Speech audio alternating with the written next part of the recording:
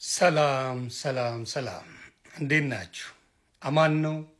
ክብሩ ይስፋ የእናትና የልጁ ከአንድ ከሶስት ሰዓት በኋላ እንገናኛለን በቤተክርስቲያን እርዳታ ላይ። ከዛ በተረፈ አንድ ነገር እምለዋለሁ። እንግዲህ ሰሞኑን የተፈጠረው በእስልምና በፕሮቴስታንት በኦርቶዶክስ በጣም ቀውጥ እየተፈጠረ ነው። በፎይ ጉዳይ በሁሉም ጉዳይ ሃይማኖት መከባበር አለብን በጣም አምናለሁ። ለመከባበር ግን ሜዳ ያስፈልገናል ይመስለኛል። ሁላችሁ የምትቃወሙ አይመስለኝም። ለመከባበር እውነተኛ ሀቅ አለኝ የኔ ትምህርት ልክ ነው የሚባል ነገር አብዛኛው በሙስሊሙም በፕሮቴስታንቱም በኦርቶዶክስም መጥተዋል። ስለዚህ የኦርቶዶክስና የፕሮቴስታንት ወንድሞችና እህቶች ምነው ብለውኛል። እንዲሁም ሙስሊሞች ለምን በአንተ ሜዳ ላይ በስነ ስርዓት ሰዓት ተይዞ አንነጋገርም? በማ ጉዳይ በክርስቶስ በኢየሱስ ክርስቶስ ጌትነት ጉዳይና እንዲሁም ደግሞ በነብዩ መሐመድ ትክክለኛ ነብይ ናቸው አይደለም በሚለው ላይ መተን እንነጋገር። ከቁርአንና ከሐዲስ ጋር እንዲሁም ከመጽሐፍ ቅዱስ ጋር እያጣቀስን መነጋገር አለብን። ይሄ ሜዳው ይከፈትልን። ደቂቃ ያዝ። ማንንም የሚያውቀው ፔጅ ነው አንተ ፔጅ እንደማታዳላ ህዝቡ ያውቃል። ቁጭ ብለን እንነጋገር ተብሎ ጥሪ ተደርጓል። እፎይ ለዚህ ጉዳይ በጣም ደረቱን ነፍቶ የሚመጣ ልጅ ነው። መሐመድ የሚባል ከፕሮቴስታንት ከሙስሊሙ ወጥቶ ወደ ፕሮቴስታንት የመጣ ወንድም አለ መሐመድ የሚባል እሱም ፈቃደኛ ነው። በሙስሊም የምትፈልጉት ሰውን ንገሩኝና መጥቶ እንዲነጋገር መደረግ አለበት። ስለዚህ በነብዩ መሐመድና በኢየሱስ ክርስቶስ መካከል ባለው ነገር ላይ ፕሮቴስታንትና ኦርቶዶክሶች መነጋገር አለብን ብለው ደረታቸውን ነፍተው መጥተዋል። ሙስሊሞችም ደረታችሁን ነፍታችሁ በነብዩ መሐመድ ጉዳይ ላይ ጥያቄና መልስ አለን የምትሉትን በሙሉ ስለ ክርስቶስም ይዛችሁ ነውና ውይይቱ መድረኩን ከፍቼዋለሁ። ስለዚህ ሙስሊም ወንድምና እህቶቼ አሳውቁኝ። ስድድብ የሌለበት ምን የሌለበት ከማስረጃና ከመረጃ ውጪ ማላምንበት ነገር ትነጋገራላችሁ። በማስረጃ ነብዩ መሐመድ እንደዚህ ናቸው ሲባል በማስረጃ ኢየሱስ ክርስቶስ እንዲህ ነው ሲባል በማስረጃ ከመጽሐፍ ቅዱስም ከምንም በገባችሁ አቅም መጣችሁ እንድታስረዱን ጥሪውን ተቀብያለሁ። ስለዚህ የኦርቶዶክስ ወንድም እፎይ አለ፣ ከፕሮቴስታንት መሐመድ የሚባል ወንድም አለ። አሁን ከሙስሊም ነው የሚፈልገው። ከሙስሊም ጥሪያችሁን ንገሩኝ። ኤኒ ዴይ ፈልጉልኝ። አስተካክዬ መጥቼ ይሄንን ነገር እናደርገዋለን። በፍቅር ጸብ ሳይሆን በፍቅር ለአንዴና ለመጨረሻ ጊዜ ይሄ ነገር እንዲዘጋ ማድረግ እንችላለን። ሰላማችሁ ብዝት ይበል። ይሄ ነው መልእክቴ። ለሁሉም ሼር አድርጉ። ይሄንን ነገር ለመጨረሻ ጊዜ በሜዳው ተገኝቶ ሁሉም ሐሳቡን ገልጾ ተማምኖ አሸናፊው አሸንፎ በዛ መንገድ የሚሄደው ይሄዳል፣ የማይሄደው አይሄድም። ይሄን እናደርጋለን። ክበሩልኝ። መልካም ጊዜ። ጳጳሶች ወይም መንግስት ጥብቅና ይቆሙልኛል ብዬ ሳይሆን ቁርአን ወንጌልን ስለሚቃወም ወንጌል ጥብቅና ይቆሙልኛል ብዬ ነው። ሙስሊሞች ቁርአን ከአላህ የወረደ ነው ብላችሁ የምታምኑ ከሆነ እናንተ በቁርአን ታምናላችሁ እንጂ ማንም ቁርአን እንዳይነካ ማድረግ አትችሉም።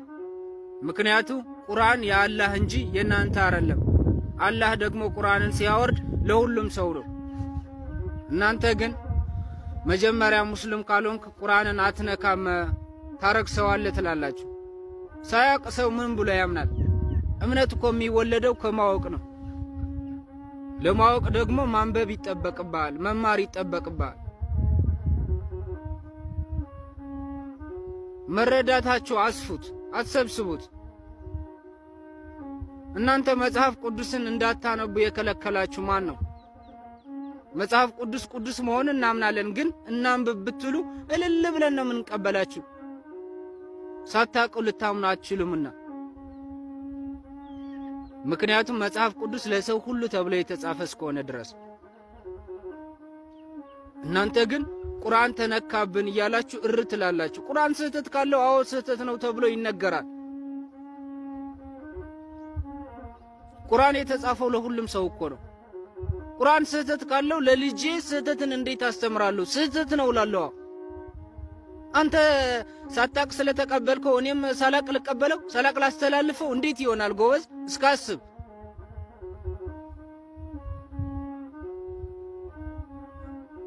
ነገሩ በእናንተ ከገደባችሁት ግን የእግዚአብሔር መሆኑ ቀርቶ የአላህ መሆኑ ቀርቶ የእናንተ አደረጋችሁት።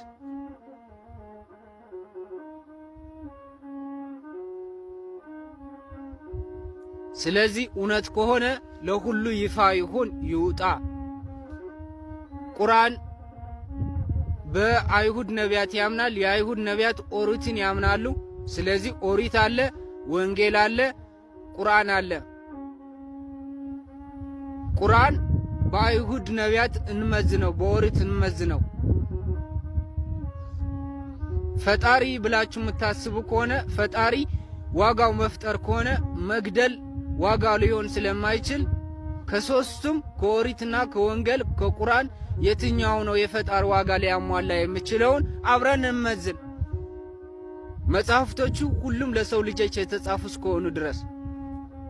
ከዚህ ውጭ ግን ሰው ሳያቅ እመን ማለት ግን ማስገደድ ነው። ስለዚህ ማንም ቁርአን ያነባል፣ ስለ ቁርአን አስተያየት ይሰጣል።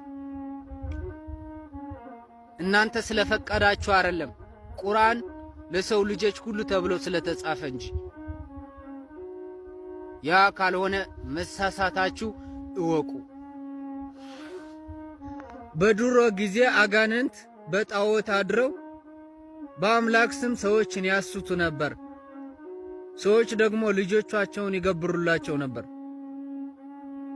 በአምላክ ስም ደም ማፍሰስ። አምላክ ፈጣሪ ሲሆን መግደል ከእግዚአብሔር የመለየት ውጤት ነው። በተናቀ ጥበባቸው ግን ያስቷቸው ነበር። አምላክ ሰው ሆኖ ይህን ሲያፈርስባቸው ዛሬ ደግሞ አጋንንት በሰዎች አድረው በአምላክ ስም ሰዎችን ማሳት ጀመሩ። ይህው ደግሞ መነሻው ቁርአን ነው። ቁርአን የአይሁድ ነቢያትና ነቢያትን ሲያነሳ የአምላክ ስም ስሙ ማድረጉ ነው። ፍቃዱ ግን ከእግዚአብሔር ፈጽሞ የተለየ ነው። ደም ማፍሰስ ነው። የዘላለም ሰይፍን ነው። ስለዚህ በጣዖት አድሮ ሰዎችን ያስት የነበረ ሰይጣን ዛሬም በሰዎች አድሮ በአምላክ ስም ሰዎችን ያስታል። የቁርአን ትልቁ ገበና ሰዎችን ጥይት መከላከያ እንዲለብሱ ያስተማረ እግዚአብሔር ነው ይላል።